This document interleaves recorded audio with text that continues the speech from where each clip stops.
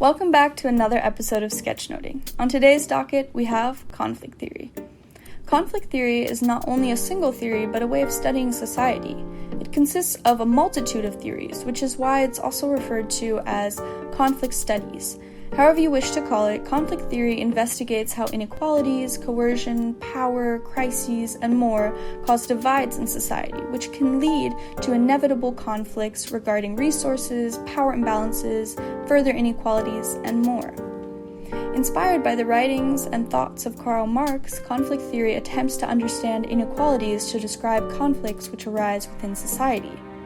Marx based this idea off of 19th century Europe and the unequal power balance of the bourgeoisie and proletariat, seeing capitalism and feudalism as the main drivers of inequality and thus conflict within society.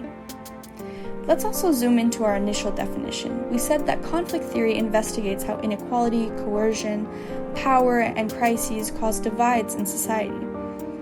Let's take the word crisis to focus on. We can define a crisis as a moment of unloading many contradictions or a sudden breakdown, to put it more simply.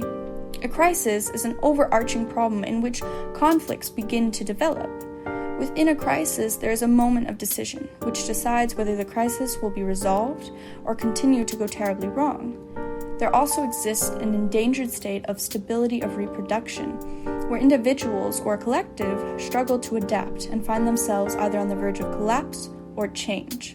This is a vital aspect of every crisis, as there is always a potential for a crisis to be dealt with conservatively or innovatively. So, if we go back to 19th century Europe and the bourgeoisie and the proletariat, we see an imbalance of power, money, status, and much more.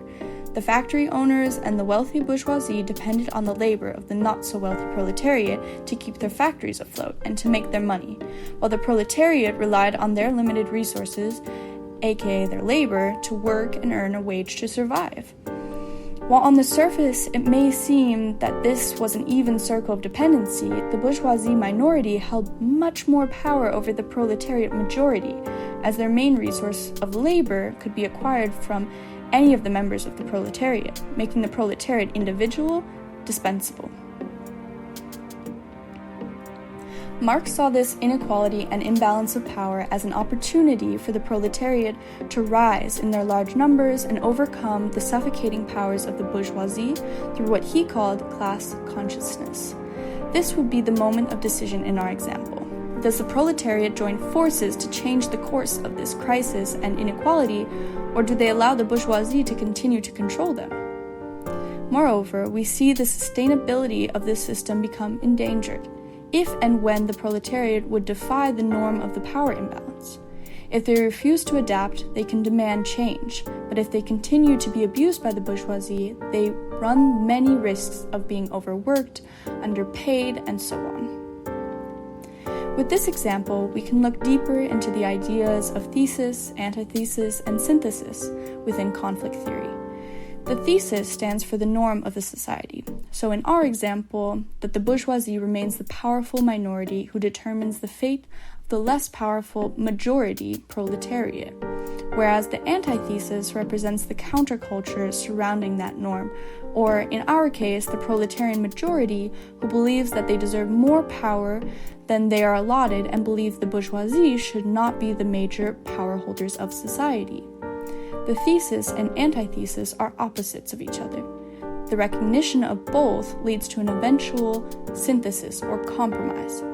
So in the case of the bourgeoisie and the proletariat, what do you think the synthesis could be? Leave a comment below with what you think, and make sure to like and subscribe to see more content like this. That's all for today's video. Until next time, bye.